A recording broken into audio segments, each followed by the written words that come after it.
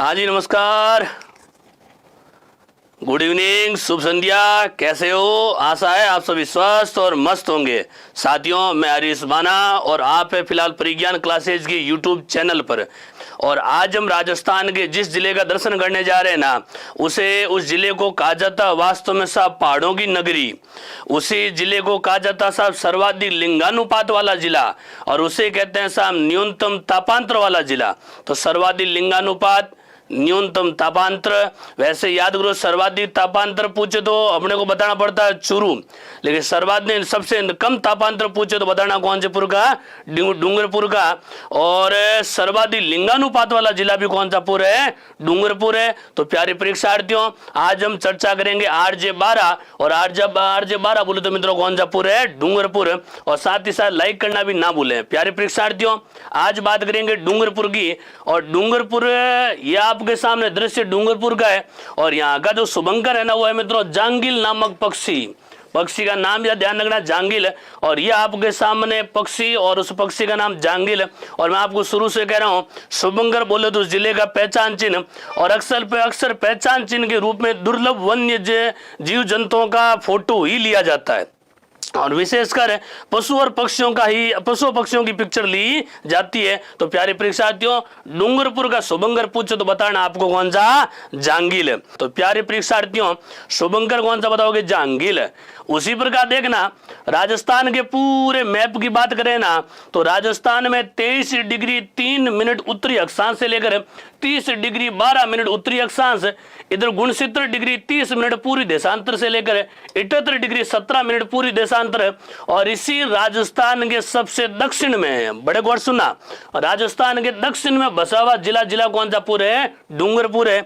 और इसी डूंगरपुर की सीमा लगती है, राज्य याद रखना मित्रों, गुजरात। तो एकमात्र अंतर्राज्यीय सीमा पूछे तो गुजरात बताओगे। अब अपन बात करते हैं अंतर जिलों की सीमा। डूंगरपुर के उत्तर में जो जिला है ना, वो तो है मित्रों उदयपुर। इसी डूंगरपुर के कह सकते हो साहब उत्तर पूर्व में जिला पूछे बताओगे साहब प्रतापगढ़। और इसी डूंगरपुर के भाई दक्षिण पूर्व में पूछे ना, तो मित्रों बताना कौन सा? बांसवाड़ा। तो ध्यान रखना, अंतर्राज्यीय सीमा तो एक बताओगे, और अंतर जिले की सीमा पूछे तो कितने बताने हैं? 3। तो एक राज्य और 3 जिलों से सीमा लगती है, जिला कौन सा पुर है? डूंगरपुर है। और इसी डूंगरपुर को कहा जाता साहब पहाड़ों की नगरी। तो मित्रों, आज हम पहाड़ों की नगरी की चर्चा करेंगे, और राजस्थान के कह सकते हो साहब दक्षिणी भाग में जो जिला है ना, वो जिला मित्रों कौन सा पुर है? डूंगरपुर है। इतिहास की बात भी बताएंगे, साथ ही साथ देखना साहब, इसी डूंगरपुर अगर किसी वंश की बात पूछे ना, तो मित्रों यहाँ पर राज करने वाला वंश था गुइल वंश। कौन सा वंश था? और आपको यह भी ध्यान होना चाहिए, डूंगरपुर और बांसवाड़े क्षेत्र का नाम था वागड़। तो डूंगरपुर अलग से कोई क्षेत्र था ही नहीं मित्रों, इस क्षेत्र का नाम क्या था? वागड़। इसी वागड़ में ध्यान रखना, एक जिला बसा था डूंगरपुर। कहते हैं साहब यहाँ पर एक डूंगर नाम का भील रहता था। कौन सा भील था? तो उसी डूंगर नामक भील को पराजित करके पहली बार डूंगर पर अधिकार किया था गुइल वंश। एक शासक था मित्रों, नाम था वीर सिंह। कौन सिंह था? वीर सिंह। तो पहली बार डूंगरपुर पर अधिकार किया था वीर सिंह ने। और इसी वीर सिंह का ही पौत्र, बड़े गौर से सुनना, वीर सिंह के पौत्र का नाम था मित्रों डूंगर सिंह।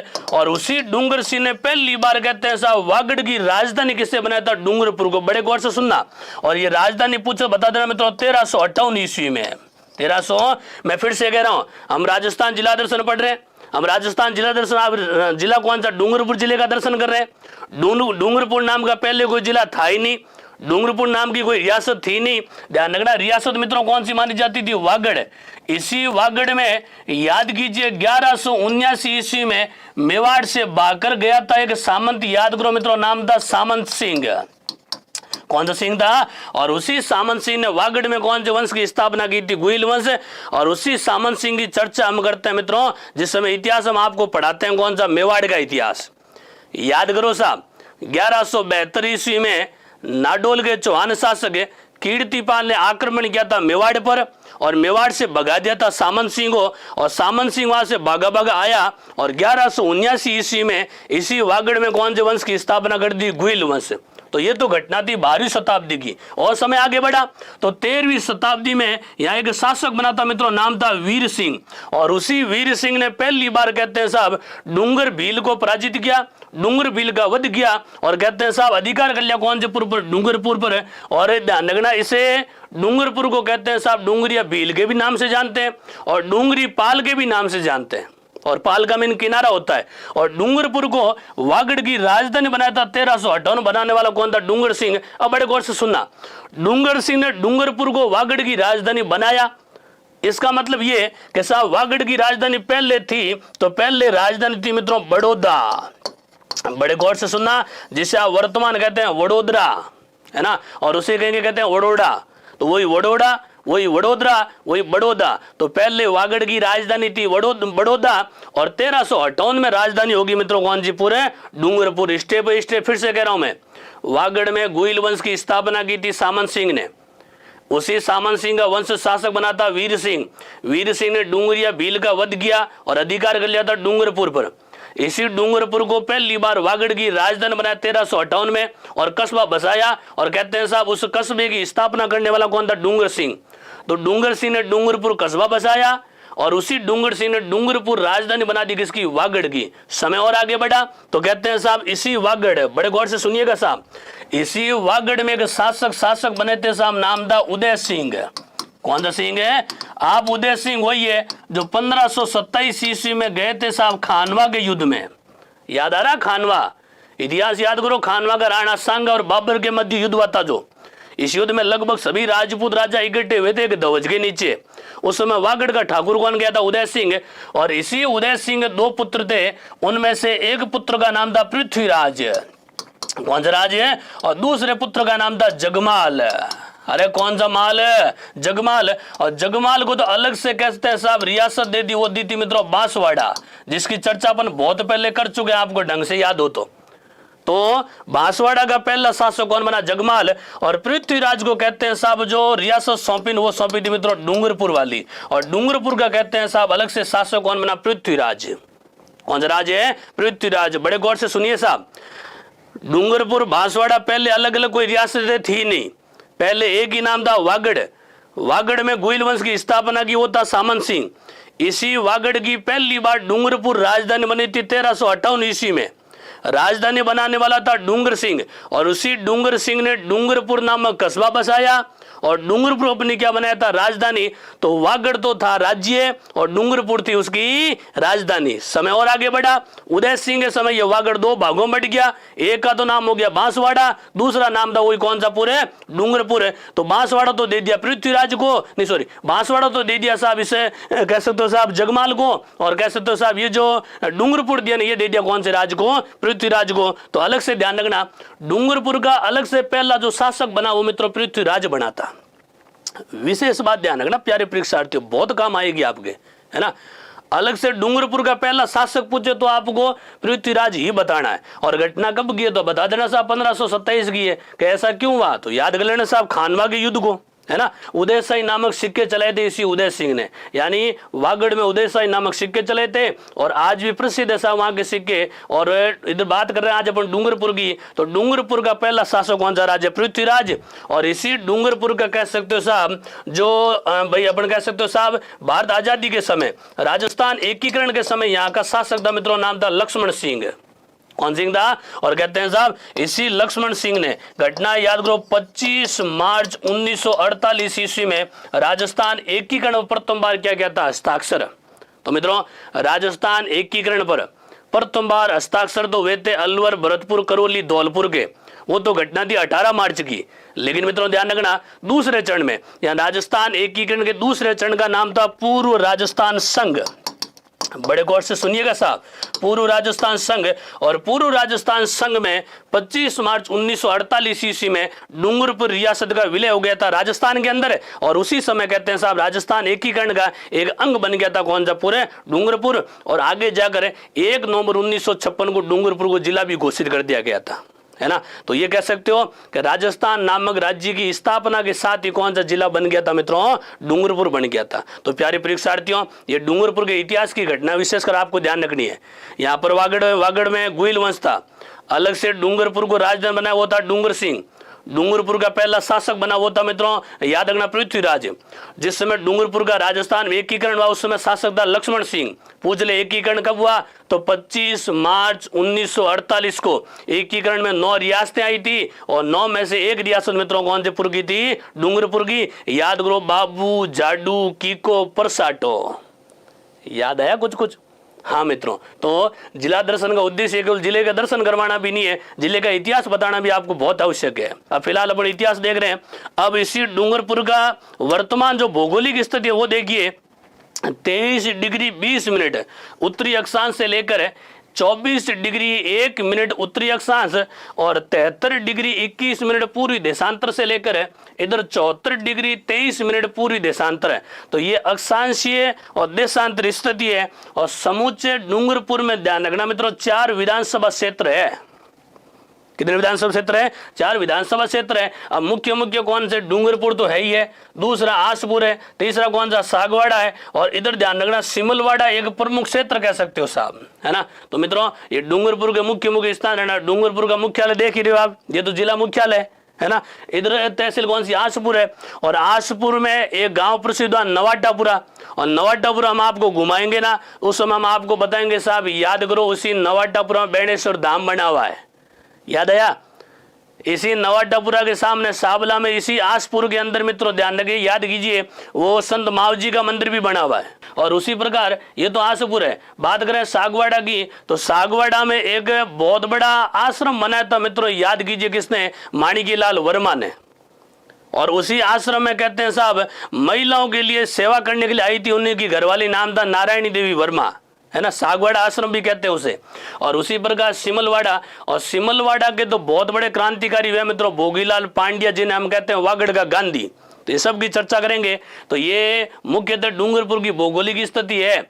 कुल क्षेत्रफल पूछे तो 3770 वर्ग किलोमीटर है। जनसंख्या पूछे तो 13,88,552। तो 13,88,552 जनसंख्या कहाँ की है मित्रों, डूंगरपुर की। और मित्रों जनगणना बता रहा हूँ 2011 की, 2000 है, तो 2011 की जनगणना मुताबिक लगभग कह सकते हो साहब 14 लाख जनसंख्या निवास करती हो कौन से पुर में करती है, डूंगरपुर में। लेकिन ये भी ध्यान रखना, समूचे हिंदुस्तान के अंदर एक ऐसा रिकॉर्ड है कि समूचे पूरे भारत का एकमात्र ऐसा जिला है जो पूर्ण साक्षर जिला माना जाता है।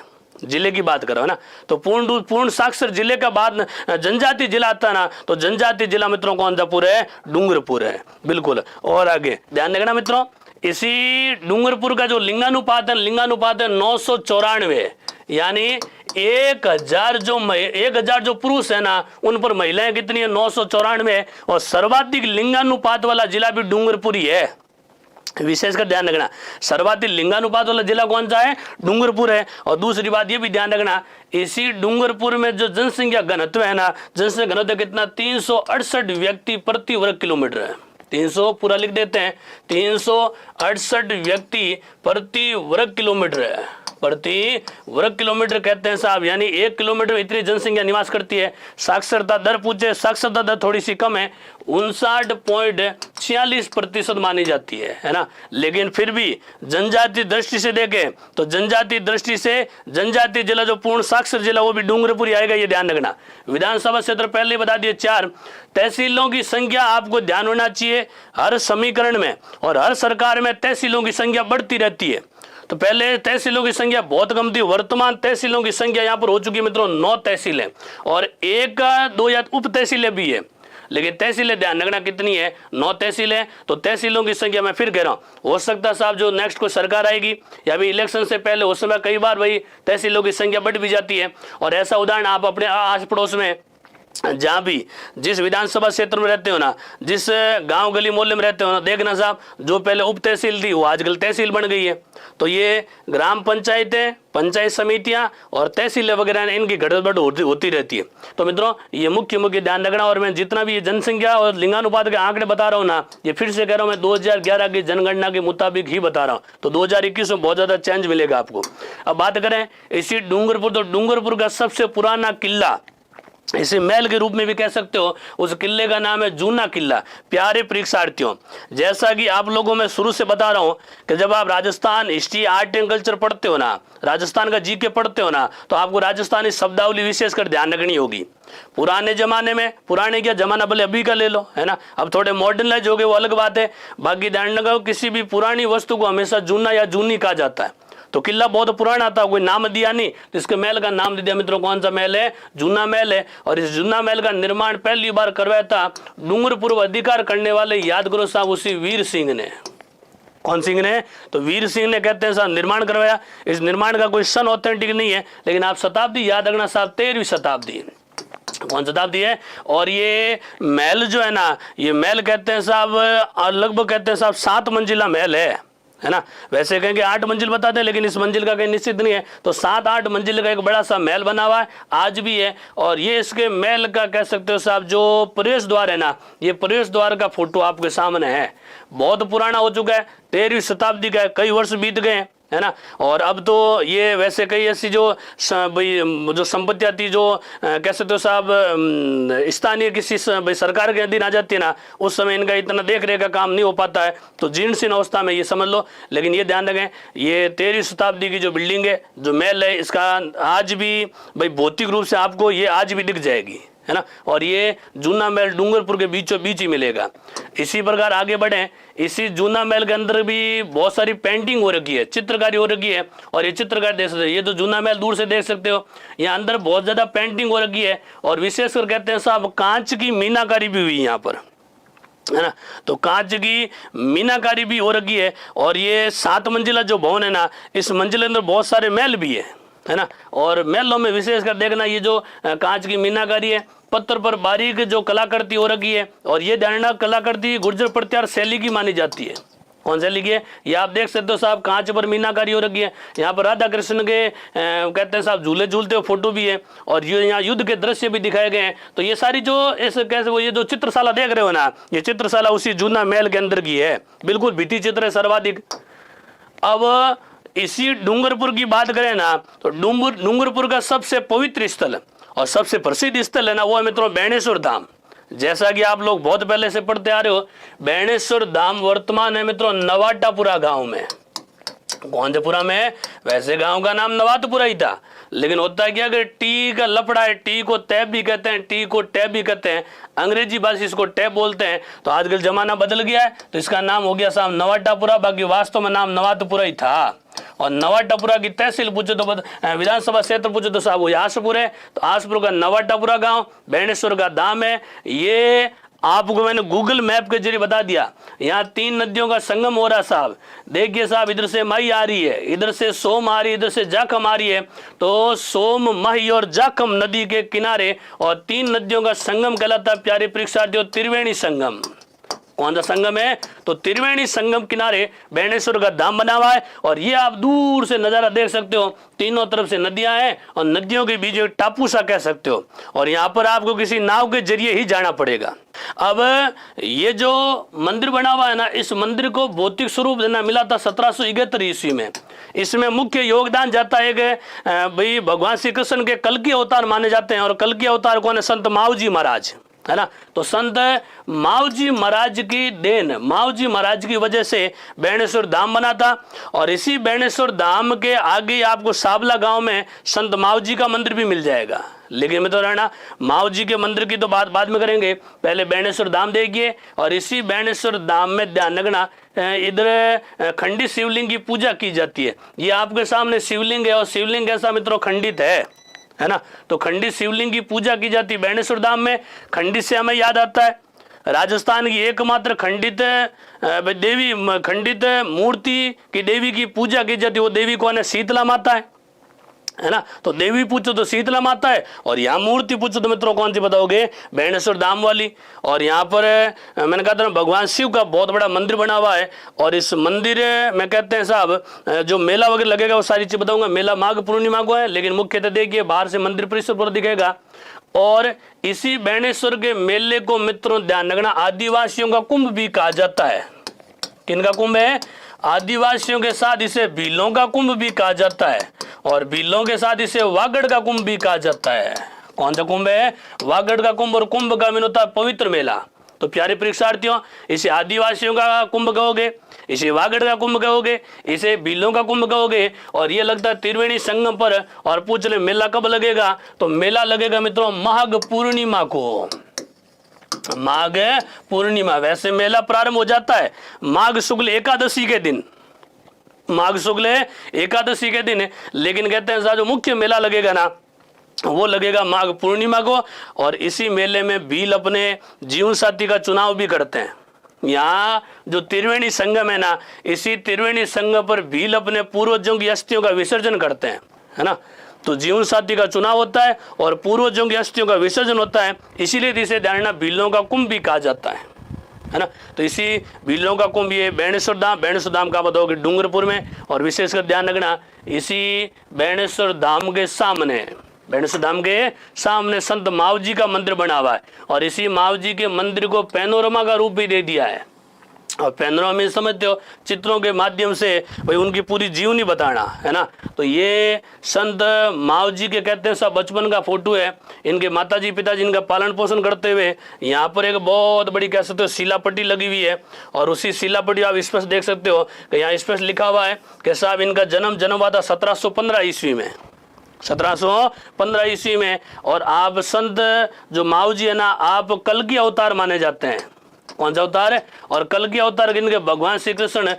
तो भगवान श्री कृष्ण के कल की अवतार, और ये जो घोड़े पर सवार जो चित्र है ना, ये कल की अवतार गई है साहब, देखना साहब ये, है ना। ये फोटो भी वहां लगी हुई है साहब। तो घोड़े पर सवार है कल की अवतार में, और कल की अवतार में कौन है साहब, संत है मावजी महाराज। तो मावजी महाराज कल की अवतार में यहाँ मंदिर बना हुआ है, और ये मंदिर के अंदर का फोटो है। और ये मंदिर पूछ ले कहाँ है, तो मित्रों बता देना साबला गांव में है।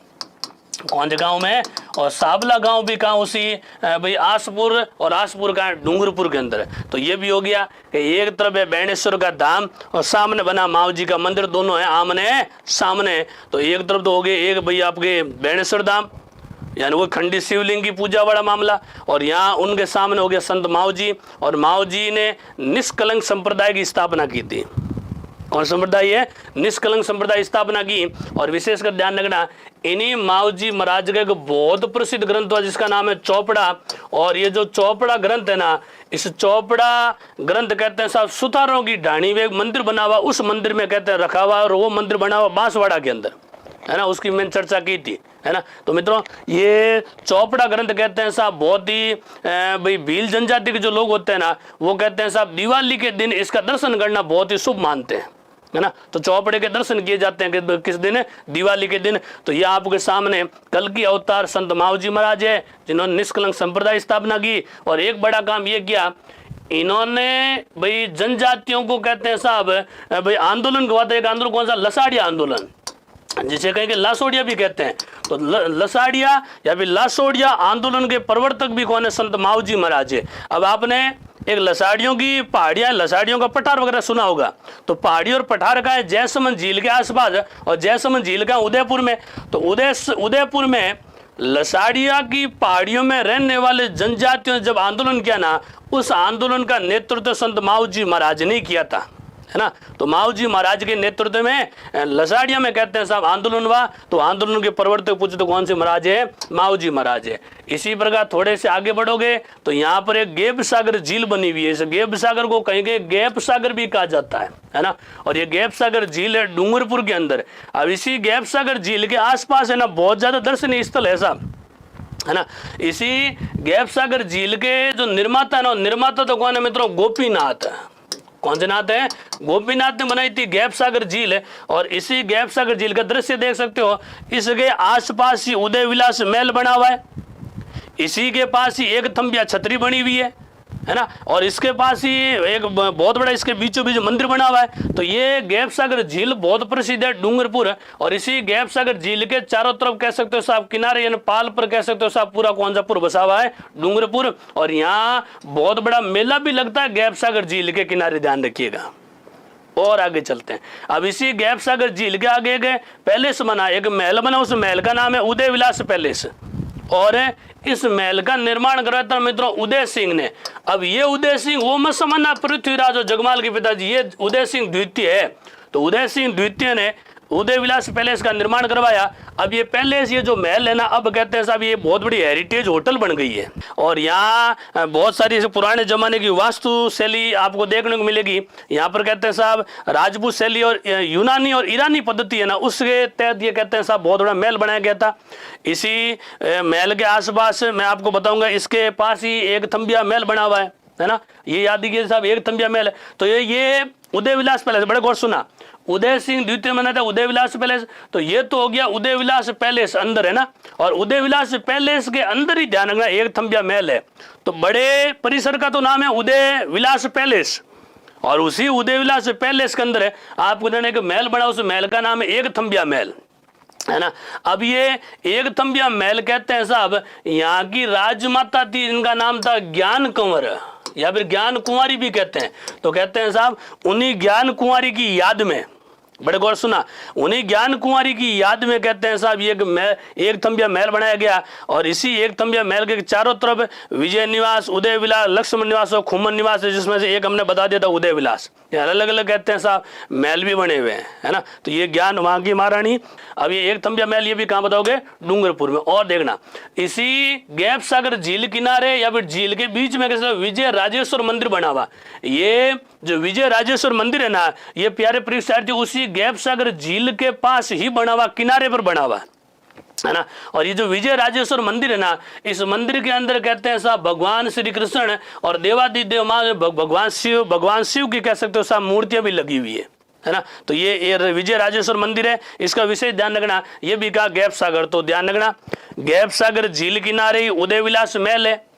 गैप सागर झील में उदय विलास महल के अंदर एक थम्बिया महल बना हुआ है, और इसी के निकट ही विजय राजेश्वर मंदिर बना हुआ है। और इसी विजय राजेश्वर मंदिर के पास ही आपको ये विजय राजेश्वर है जो मैंने आपको बताया था ना, ये आपका पूरा अंदर से दूर से आप इसका नज़ारा देख सकते हो।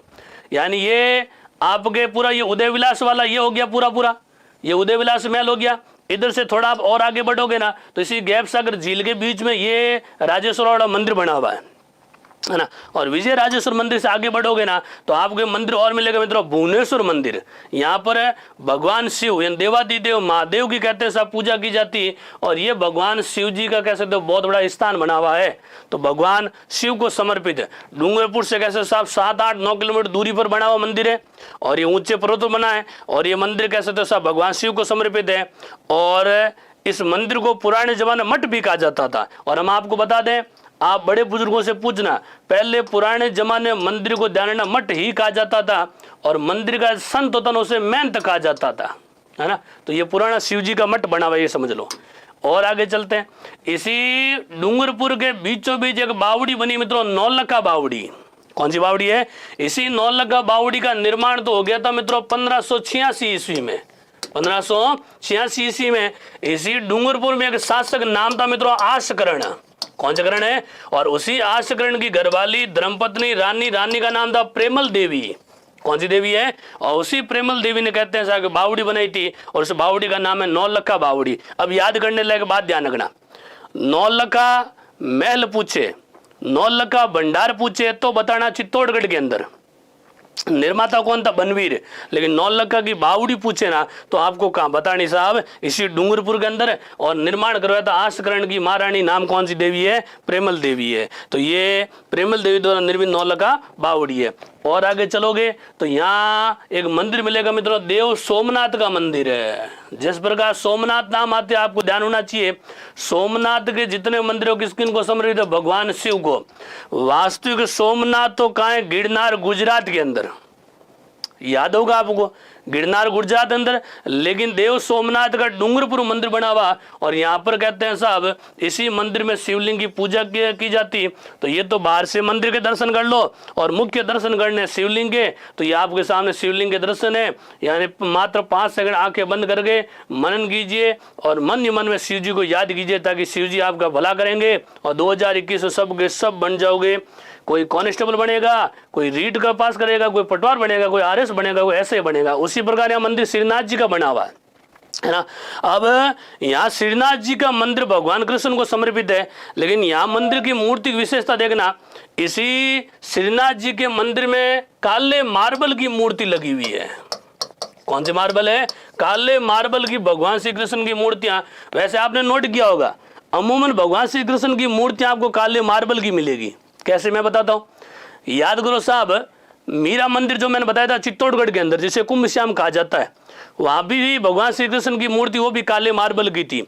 इस मूर्ति को उठाकर लेकर चले गए थे जयपुर के कछावा शासक, और कछवाओं ने वहां मंदिर बनाया था। मित्रों याद करो, जगत शिरोमणि का मंदिर, वहां भी तो काले मार्बल वाली मूर्ति है। तो भगवान श्री कृष्ण कहते हैं साहब खुद श्याम वर्ण के थे, है ना। तो कहते हैं साहब ये श्रीनाथ जी का मंदिर है, भगवान श्री कृष्ण को समर्पित है। तो काले मार्बल की मूर्ति भगवान श्री कृष्ण की आपको बहुत जगह मिल जाएगी, है ना। और ये जो मंदिर दिख रहा है ना आपको, ये मंदिर एक नहीं बल्कि 3 मंजिला मंदिर है ना। और इस मंदिर का निर्माण कहते हैं साहब महाराणा पुंजा ने करवाया था, और निर्माण हुआ था मित्रों 1623 ईस्वी में। 1623 में। तो महाराहुल पुंजा कह दो या फिर पूंज राज कह दो। तो महाराहुल पूंज राज ने इस मंदिर का निर्माण करवाया, और निर्माण में कहते हैं, तो मित्रों ये मूर्ति, ये मंदिर है ना, ये मंदिर भी कहाँ बताओगे आप? डूंगरपुर। वैसे एक श्रीनाथ जी का मंदिर नाथद्वारा राजसमंद में भी है, लेकिन वो मंदिर अलग है, ध्यान रखना। और यहाँ ये मंदिर अलग है, वहाँ भगवान के बाल रूप की पूजा करवाएंगे, लेकिन यहाँ बाल रूप नहीं, यहाँ मुख्यतः याद रखना काले मार्बल की मूर्ति बनी हुई है। उसी प्रकार यहाँ पर एक क्षेत्रपाल का मंदिर बना हुआ है। ये क्षेत्रपाल जी का मंदिर है डूंगरपुर में, और ये क्षेत्रपाल जी की मूर्ति लगी हुई है ना। अब आपको मैंने शायद तक आपको ऑफलाइन पढ़ाते हुए बताया था कि पिछली RS 2015 वाली जो वैकेंसी थी ना, उसमें क्वेश्चन पूछा गया था कि क्षेत्रपाल क्या है। तो मित्रों क्षेत्रपाल राजस्थान के ग्रामीण देवता का नाम होता है। वैसे गांव गांव में, गली गली में क्षेत्रपाल जी है साहब अपने गांव के अंदर। तो और क्षेत्रपाल जी कैसे, सुनो, क्षेत्रपाल को तो कहा जाता है साहब भूमिया जी। क्या कहा जाता है? भूमिया जी। और इन्हीं भूमिया जी को तो कहते हैं साहब भूमि रक्षक देवता। कौन से रक्षक देवता है? और इन्हीं तो कहते हैं साहब ग्राम देवता। कौन से देवता है? तो गांव के ग्राम देवता बोलिए, भूमि रक्षक देवता बोलिए, और भूमिया जी बोलिए, बात एक ही है। तो ये भूमिया जी का कह सकते हो क्षेत्रपाल जी का बहुत बड़ा मंदिर बना हुआ, कहाँ पर है? डूंगरपुर के अंदर। वैसे अब अमूमन होता है कि भूमिया जी का अपने गाँव में तो भाई मंदिर को अपन थान कहते हैं, अमूमन मंदिर कहाँ होते हैं? खुले चौतरे पर होते हैं ना। तो यहाँ कैसे तो साहब 4 दीवारी बनी हुई है, और बड़े भव्य मंदिर बनाया हुआ है। कहाँ पर है? ये आपके अपने कह सकते हो साहब, है ना। तो ये यहाँ की कहानी है। और ये मंदिर कहते हैं साहब, इनकी कोई तिथि तो मंदिर की कहीं नहीं मिलेगी, लेकिन कहते हैं साहब अमूमन 200-250 वर्ष पुराना मंदिर है ना। और इसे भैरव मंदिर के नाम से भी कहीं के जाना जाता है ना। बिल्कुल। और आगे चलते हैं। उसी प्रकार यहाँ देखोगे तो दाऊदी बोहरा संप्रदाय की पीठ बनी हुई है, और दाऊदी बोहरा संप्रदाय में पूछ ले साहब मुख्यतः संत कौन थे? तो संत का नाम आपको बता दें, सैयद फखरुद्दीन। सैयद कौन थे? फखरुद्दीन है। तो सैयद फखरुद्दीन की दरगाह कह दो, या फिर दाऊदी बोहरा संप्रदाय की पीठ कह दो। तो ये दाऊदी बोहरा संप्रदाय की पीठ बनी है मित्रों डूंगरपुर में। और डूंगरपुर में स्थान पूछे ना, तो इस स्थान का नाम है मित्रों गलियाकोट। कौन सा कोट है? तो गलियाकोट। और गलियाकोट कहाँ? डूंगरपुर में। यहाँ पर सैयद फखरुद्दीन भाई की दरगाह बनी हुई है, और सैयद फखरुद्दीन की दरगाह को कहते हैं साहब ये दाऊदी बोहरा संप्रदाय की प्रधान पीठ भी मानी जाती है ना। तो ये बाहर से नज़ारा देख लो, और ये निकट से नज़ारा देख लो साहब, ये बड़ी सी दरगाह बनी हुई है। इसी दरगाह, वैसे दरगाह तो बड़ा परिसर होता है ना, इस दरगाह में कैसे तो ये एक मस्जिद बनी हुई है ना। और ये मस्जिद किन कह सकते हो साहब? सैयद फखरुद्दीन की दरगाह कह सकते हो। वैसे फखरुद्दीन राजस्थान में 2 में, ध्यान रखना। एक ख्वाजा फखरुद्दीन चिश्ती में, उनकी दरगाह तो कहाँ है? सरवाड़ में। सरवाड़ कहाँ है? अजमेर में। लेकिन यहाँ वाले हैं वो है सैयद फखरुद्दीन, और सैयद फखरुद्दीन की दरगाह लगी है साहब गलियाकोट में, और गलियाकोट का डूंगरपुर में। इनका उर्स लगता है, और उर्स को राजस्थान हम कहते हैं साहब मेला, और मेला लगता है साहब मोहर्रम की 27 तारीख को। और हम आपको बता दें मोहर्रम है हिजरी कैलेंडर का पहला महीना। तो हिजरी कैलेंडर के पहले महीने की 27वीं तारीख को उर्स लगता है ख्वाजा भाई फखरुद्दीन की दरगाह के अंदर। बिल्कुल। और आगे चलते हैं मित्रों, यहाँ जब देखोगे तो एक बहुत बड़ी परियोजना है, और परियोजना कौन सी? सोम, अंबा और कमला। और ये सोम, अंबा, कमला परियोजना, और ये परियोजना भी कौन से पुर में? डूंगरपुर में। और ये परियोजना स्वीकृत हुई थी 1975 ईस्वी में।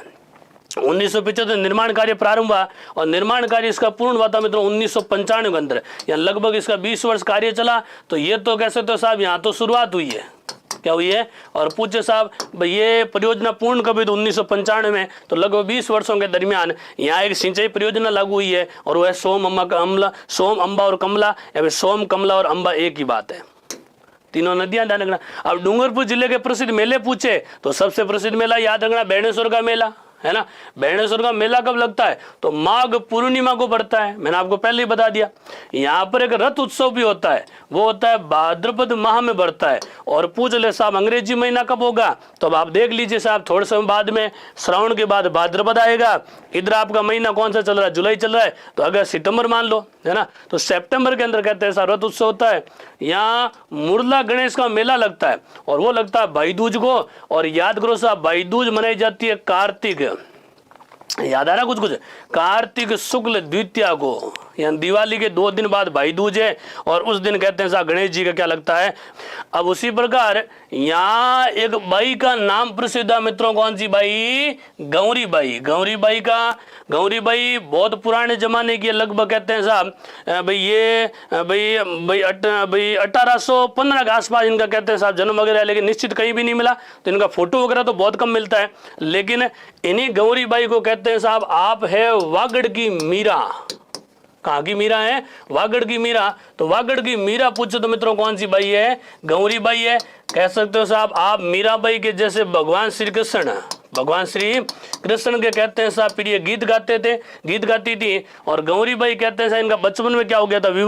विवाह के कुछ समय बाद कहते हैं साहब इनके पति का जब देहांत हो गया, तो विधवा के रूप में जीवन यापन किया, और जिंदगी भर भक्ति की थी भगवान श्री कृष्ण की, इसीलिए इन्हें ध्यान रखना वागड़ की मीरा भी कहा जाता है।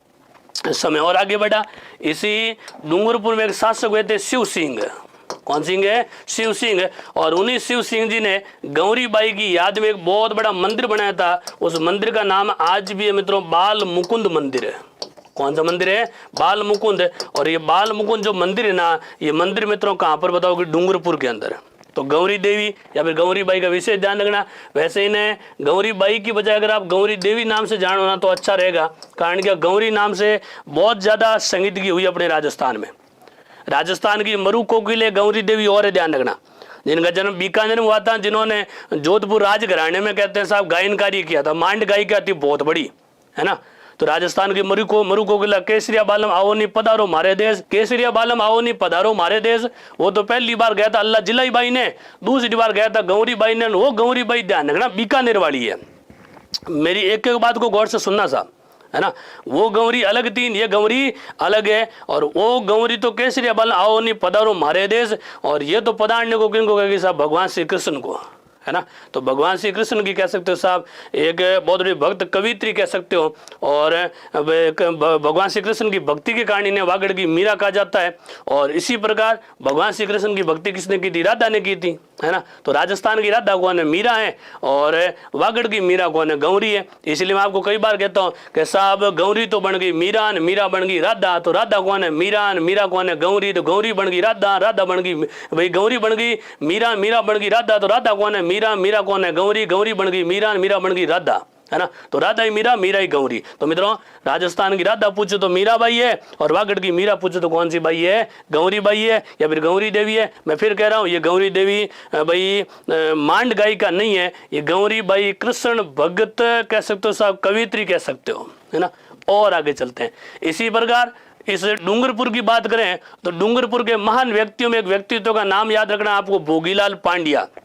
आपके सामने चित्र दे रखा है, आप भोगीलाल पांड्या याद करो साहब। भोगीलाल पांड्या का हम चर्चा बहुत ज्यादा करते हैं। भोगीलाल पांड्या वही है जिन्हें आदिवासियों का मसीहा भी कहा जाता है ना।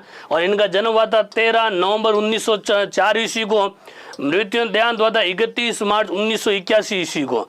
आप विशेषकर कैसे साहब पिछड़े समाज है ना, आदिवासी जनजातीय समाज के सामाजिक तौर पर उत्थान करने के लिए कहते हैं साहब बहुत बड़े सामाजिक पुरुष के तौर पर याद किया जाता है भोगीलाल पांड्या को। आपको वागड़ का गांधी भी कहा जाता है ना। तो वागड़ का गांधी बोलिए, आदिवासियों का मसीहा बोलिए।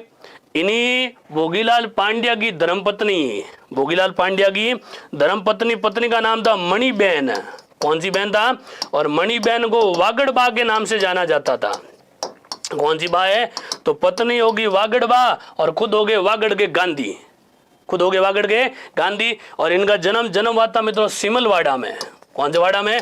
सिमलवाड़ा में जन्म हुआ। और सिमलवाड़ा वर्तमान का डूंगरपुर, थोड़ी देर पहले ही बताया था हमने आपको, सिमलवाड़ा नक्शे के अंदर भी है ना। तो सिमलवाड़ा। और भोगीलाल पांड्या को 1976 में आपको कहते हैं साहब पद्म भूषण से सम्मानित किया था। कौन सा पुरस्कार मिला था? पद्म भूषण। तो पद्म भूषण से सम्मानित हुए वो कौन है? भोगीलाल पांड्या। वैसे पुरुषों में सबसे पहले पद्म भूषण मिला, वो पूछे तो हरियाणा कंवर सेन का बताना है, याद रखा आपको। हाँ, तो मित्रों पद्म भूषण मिला था 1976 में। और आप कहते हैं साहब ये जो भोगीलाल पांड्या, इन्होंने आदिवासी उत्थान के लिए एक डूंगरपुर प्रजामंडल की भी स्थापना की थी। डूंगरपुर प्रजामंडल की स्थापना करने वाले भोगीलाल पांड्या। और भोगीलाल पांड्या ने डूंगरपुर में हरिजन सेवा संघ की भी स्थापना की थी। विशेषकर ध्यान रखना, हरिजन सेवा संघ।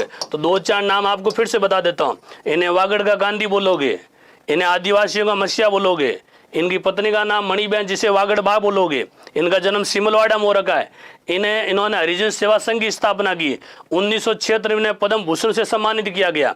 और कहते हैं साहब इनका जो विवाह जो मणिबेन के साथ हुआ था 1920 ईस्वी आसपास। इसके बाद कहते हैं साहब इन्होंने राजस्थान की राजनीति में आप सक्रिय रहे थे, लेकिन अंततः कहते हैं साहब 1981 ईस्वी में इनका क्या हो गया? निधन हो गया। तो ये थे आपके भोगीलाल पांड्या जो डूंगरपुर के थे। उसी प्रकार जैसे डूंगरपुर का नाम आता है तो आपको एक कांड याद आता है मित्रों, रास्तापाल कांड। याद है कुछ? और रास्तापाल कांड में शहीद होने वाली वीर बालिका नाम याद कीजिए मित्रों, कौन सी बाई? कालीबाई। और इन्हीं कालीबाई जी का कहते हैं साहब जन्म हुआ था जून 1935 में। डेट तिथि नहीं है। कालीबाई तो प्रसिद्ध हुई थी जीवन के अंतिम समय में, इसीलिए जो अंतिम जो डेट है ना वो तो हम आपको बता ही देंगे। लेकिन कहते हैं साहब इनका जो जन्म था ना, जन्म की जो महीना ऑथेंटिक कौन सा? जून 1935 में। आप कालीबाई है, आप कालीबाई का स्मारक बना हुआ है। स्मारक भी कहाँ बना? रास्तापाल में, रास्तापाल का डूंगर में। प्यारे परीक्षार्थियों, रीट में बार बार एक क्वेश्चन पूछा जा रहा है कि साहब रास्तापाल कांड में शहीद होने वाली वीर भील बालिका थी, तो वीर भील बालिका कौन सी बाई है? कालीबाई है। बड़े गौर से सुनना, आपने सुना होगा 19 जून 1947, 19 जून 1947 को एक बहुत बड़ा कांड हुआ था, रास्तापाल कांड। उसी रास्तापाल कांड में 2-3 कह सकते हो साहब मास्टर, 2-3 टीचर, 2-3 अध्यापक का नाम आता है। एक तो आता है साहब नाना भाई खाट, कौन सा खाट है? और दूसरे का नाम है सेंगा भाई खाट। कौन से खाट है? सेंगा भाई खाट। और इन दोनों की कह सकते हो साहब डूंगरपुर में रास्तापाल में संचालित हो रही थी पाठशाला। और अंग्रेजों के जमाने में आदिवासियों की निजी पाठशाला लगाने पर रोक लगी हुई थी। और उनका साथ दे रहा था उस समय का महाराउल, नाम है लक्ष्मण सिंह, है ना। तो महाराउल जो लक्ष्मण सिंह है ना, तो महाराउल लक्ष्मण सिंह ने कह सकते हो साहब लक्ष्मण सिंह के समय अंग्रेज और सामंत आए पाठशाला बंद करवाने। उस समय कहते हैं साहब वहां के पाठशाला के संचालक कौन थे? नाना भाई खाट थे। और उस पाठशाला के शिक्षक कौन थे? सेंगा भाई खाट थे। तो नाना भाई तो संचालक थे और सेंगा भाई वहां के क्या थे? शिक्षक थे। जैसे वो बंद करने आए ना, उस समय नाना भाई खाट ने क्या विरोध किया। और विरोध करने पर कहते हैं अंग्रेज और सामंतों ने मिलकर नाना भाई खाट पर गोलियां चलाई। नाना भाई खाट का निधन हो गया। और निधन होने के बाद जैसे सेंगा भाई खाट ने विरोध किया ना, तो विरोध करते समय कहते हैं साहब उन्हीं अंग्रेजों ने एक कहते साहब जीप, और जीप के पीछे क्या लटके? रस्सी, और रस्सी से बांधा किसे था? नाना सेंगा भाई खाट को। और सेंगा भाई खाट को भरे रास्ते में घसीट कर लेकर जा रहे थे अंग्रेज। अब सेंगा भाई खाट को घसीट रहे हैं कौन? अंग्रेज। और घसीटते हुए अपने शिक्षक, कारण क्या उसी पाठशाला में पढ़ रही थी कौन सी बाई? कालीबाई। और पढ़ने के बाद ये कैसे थे, खेत में दिन में काम कर रही थी, हाथ में हंसिया था, हंसिया में समझते फसल काटने के लिए। तो उसी समय काली बाई को पता लग गया कि हमारे मास्टर सेंगा भाई खाट को घसीट रहे हैं कौन, अंग्रेज। उसी समय कहते हैं साहब चिल्लाते हुए, उन अंग्रेजों को ललकारते हुए जीप के पीछे दौड़ी कौन थी, काली बाई। और काली बाई ने ना आव देखा ना ताव, उसी हांसी से कहते हैं साहब सेंगा भाई खाट को जिस रस्सी से घसीट रहे थे ना, उसी रस्सी को उस हांसी से काट किसने दिया था, काली बाई ने। और जैसे ही काली बाई ने अपने हाशिए से सेंगा भाई की उस रस्सी को काटा ना, उसी समय अंग्रेजों ने अंधाधुंध क्या चले, गोलियां। और गोलियां चलते कहते हैं साहब ये काली बाई और सेंगा भाई खाट दोनों क्या हो गए, शहीद। बड़े गौर से सुनना, गोलियां चली थी 19 जून को, गोलियां चली थी 19 जून को। उस समय कहते हैं साहब गोली चलने से आप घायल होगी, और घायल होने कहते हैं साहब एक ही दिन पश्चात कहते हैं साहब 1 या 1.5 दिन पश्चात, लगभग कह सकते हैं साहब 40 घंटे बाद 21 जून 1947 को कहते हैं साहब निधन, यानी वीर बालिका शहीद हुई। और शहीद होने वाली कौन सी बाई है, काली बाई है। तो घटना थी कब की, 19 जून की। और 19 जून के उस कैसे साहब गोली कांड में जब वो घायल हुई ना, तो इन्होंने कहते हैं साहब जीवन के लिए लगभग कहते हैं साहब 1.5-2 दिन तक संघर्ष किया। और आखिर में कहते हैं साहब 1-1.5 दिन बाद 21 जून 1947 को शहीद होगी। बालिका नाम कौन सी बाई, काली बाई। चर्चा करें वर्तमान की, तो काली बाई के शहीद होने के बाद वर्ष 2005 में शिक्षा के क्षेत्र में एक पुरस्कार दिया जाता मित्रों, काली बाई पुरस्कार। तो मैं आपके इधर साइड में लिख भी देता हूँ, 2005 से, बड़े गौर से सुनना साहब, वर्ष 2005 में शिक्षा के क्षेत्र में, कौन क्षेत्र में, शिक्षा के क्षेत्र में पुरस्कार दिया जाता है, काली बाई पुरस्कार। ये तो शुरुआत हो चुकी है साहब 2005 से, लेकिन बड़े गौर से और सुनिए आगे। वर्तमान में ध्यान रखना, इसी सरकार में, गहलोत सरकार के समय 24 दिसंबर 2020, लेटेस्ट क्वेश्चन है, करंट का क्वेश्चन है, ध्यान रखना। 24 दिसंबर 2020 ईस्वी को उच्च शिक्षा स्तर यानी कॉलेज स्तर में पढ़ने वाली जो बालिका है ना, उन बालिकाओं के लिए कहते हैं साहब जो काली बाई, कौन सी बाई है, काली बाई मेधावी छात्रा, काली बाई मेधावी छात्रा स्कूटी योजना प्रारंभ की है। कौन सी योजना है ना, तो विशेष कर ध्यान रखना, बालिका उच्च शिक्षा के लिए, यानी जो स्नातक कर रहे हैं ना, 12th पास के बाद 10+2 के बाद स्नातक करने वाली जो बालिका है ना, उन बालिकाओं को, जो मेधावी बालिका है ना, उन मेधावी बालिकाओं को काली बाई भील मेधावी छात्रा स्कूटी योजना चलाई जा रही है। तो उच्च शिक्षा क्षेत्र में जो बालिकाएं पढ़ रही है ना, और उनके बहुत अच्छे प्रतिशत वगैरह कुछ आ रहे हैं ना, वो कुछ मापदंड तय होगा उनका, उस मापदंड पर आप खरे उतरते हो, तो विशेषकर ध्यान रखना, इसी 10 जुलाई से वो स्कूटी योजना प्रारंभ हो रही है। प्रत्येक महाविद्यालय स्तर पर, जो भी विश्वविद्यालय, जहाँ भी आप कॉलेज यूनिवर्सिटी में पढ़ते हो ना, वहाँ पर आपको ये स्कूटी योजना के तहत स्कूटी भी निःशुल्क रूप से दी जाएगी राजस्थान सरकार द्वारा। तो शिक्षा के क्षेत्र में कुमारी काली बाई से जुड़े 2 पुरस्कार आपने देख लिए। वर्ष 2005 में शुरुआत हुई काली बाई शिक्षा क्षेत्र में काली बाई पुरस्कार, और अब जो 24 दिसंबर 2020 को जो योजना लागू की है ना, वो है काली बाई भील मेधावी छात्रा स्कूटी योजना। तो इस योजना का विशेष कर ध्यान रखना, 24 दिसंबर 2020 को अब तो स्कूटी। और आगे चलते हैं, तो इसी डूंगरपुर के महान व्यक्ति महाराव लक्ष्मण सिंह जी है। आपका जन्म हुआ 7 मार्च 1908 को, 6 जून 1989 को इनका देहांत हुआ। और आप लक्ष्मण सिंह जी डूंगरपुर रियासत के कैसे अंतिम महारावल माने जाते हैं, है ना, अंतिम शासक थे। और लक्ष्मण सिंह जी कहते हैं साहब, इन्हें एक कह सकते हैं साहब एक शिकारी के रूप में इनका नाम Guinness book of world record में भी दर्ज हुआ है ना। कह सकते हैं साहब शिकार करने के मामले लक्ष्मण सिंह जी का शिकार बड़े अचूक शिकार है, तो शिकार करने के लिए इनका नाम गिनीज बुक ऑफ वर्ल्ड में दर्ज हो चुका है। और आप अफ्रीका के जंगलों में शिकार के लिए भी जाते थे, यानी बड़े शिकार के शौकीन थे। शिकार करने के लिए कहते हैं साहब राजस्थान तो छोड़ो, हिंदुस्तान छोड़कर बाहर अफ्रीका तक जाते और अफ्रीका के जंगलों में जाकर शिकार करते, इसलिए इनका नाम भाई गिनीज वर्ल्ड बुक में भी दर्ज है। यानी वीडियो में देख लीजिए साहब, शिकार कीजिए तो भी आपका नाम है गिनीज वर्ल्ड बुक दर्ज हो जाएगा। और आप राजपूताना क्रिकेट टीम, धनुष क्रिकेट टीम के भी कप्तान रहे हुए, है ना। तो राजपूताना क्रिकेट टीम थी, तो क्रिकेट टीम के भी आप कप्तान रहे हुए, यानी बहुत बड़े क्रिकेटर भी है। और आप विधानसभा के अध्यक्ष भी रहे हुए हैं, है ना, राजस्थान की विधानसभा अध्यक्ष भी रहे हुए। वैसे आपने नोट किया होगा भाई, भारत आज़ादी के समय तत्कालीन जितने भी राजा महाराजा थे ना, उन महाराजाओं को कहीं न कहीं राजनीतिक नियुक्तियां भी दी गई है।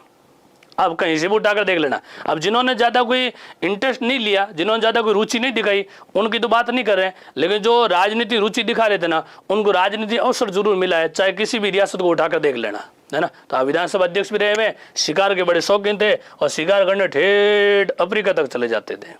और आगे बात करते हैं, यहाँ के महान कह सकते हो साहब, राजस्थान का नगीना नाम से जाना जाता है डॉक्टर नगेंद्र सिंह को। राजस्थान के नगीना नाम से डॉक्टर नगेंद्र सिंह, जन्म 18 मार्च 1914 को, देहांत 11 दिसंबर 1988 को, और आप अंतर्राष्ट्रीय न्यायालय के अध्यक्ष भी रहे हुए हैं।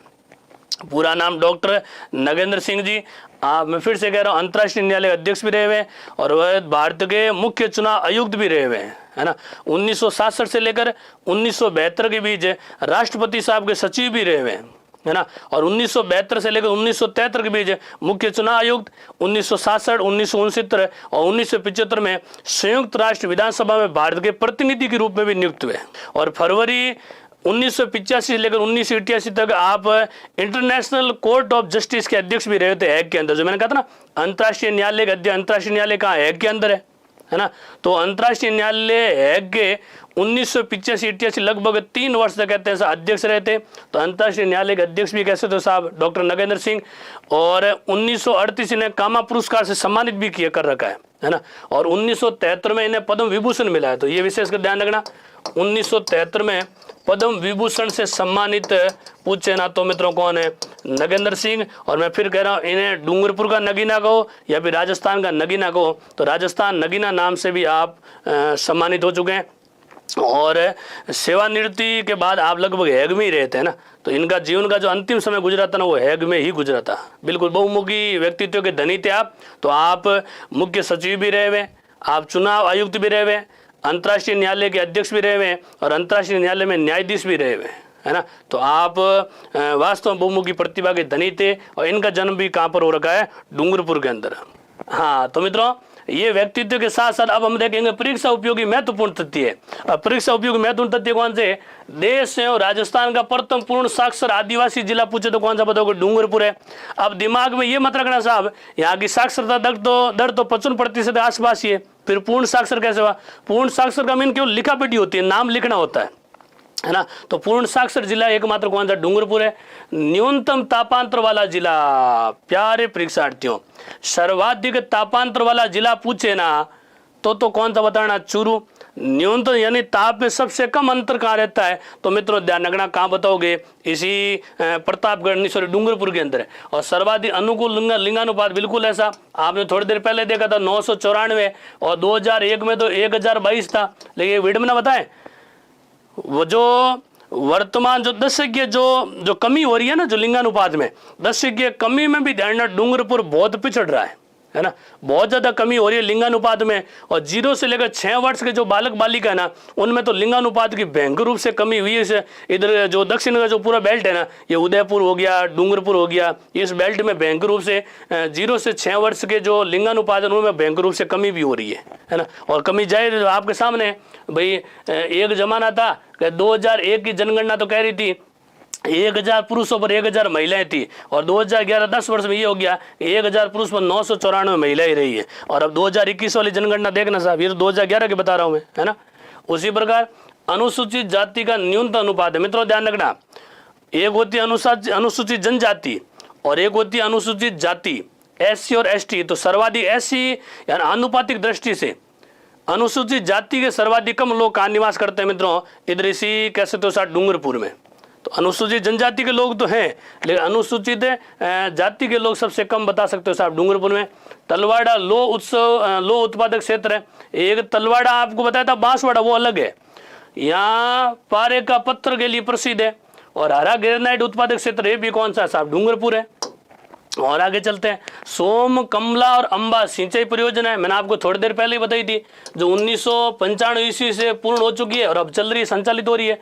धन माता और काली माता का मंदिर बना हुआ है। नवा गांव है, वो संगमरमर उत्पादक क्षेत्र है।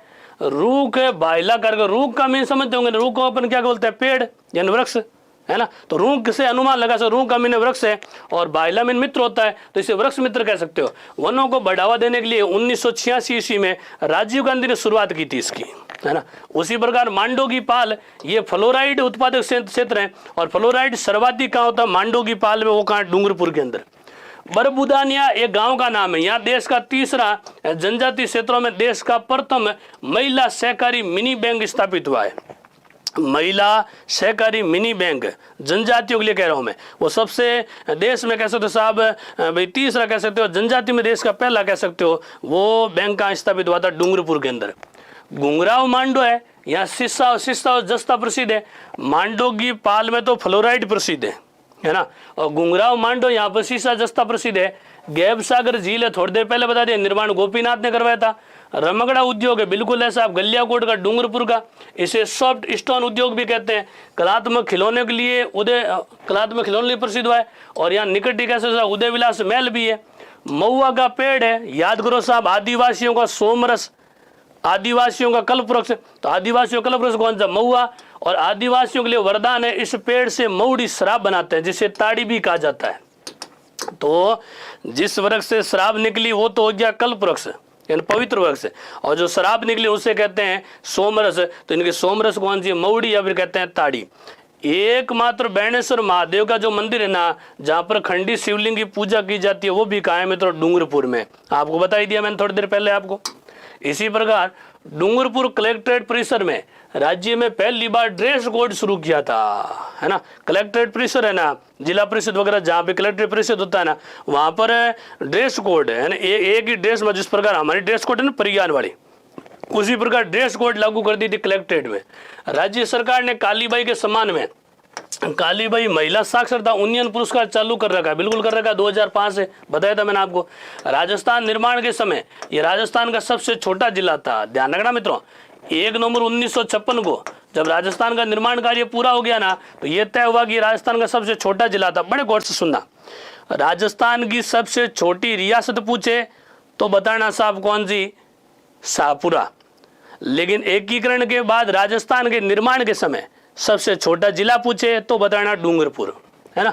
उसी प्रकार यहाँ महाराजा जो भाई वागड़ की राजधानी पहले बड़ौदा थी, बड़ौदा गांव में 1349 ईस्वी को महाराजा वीर सिंह के समय एक शिलालेख लगा हुआ है ना। तो महाराजा वीर सिंह ने डूंगरपुर अधिकार किया था, है ना। पहले राजधानी बड़ौदा थी, लेकिन 1358 में राजधानी कौन सी बन गई, डूंगरपुर बन गई। राष्ट्रीय बागवानी जो मिशन है ना, उसको भाई राष्ट्रीय बागवानी मिशन है ना, कहाँ पर चलाया गया था, डूंगरपुर में। और डूंगरपुर प्रजामंडल जिसे प्रारंभ करने वाले कौन है, भोगीलाल पांड्या है।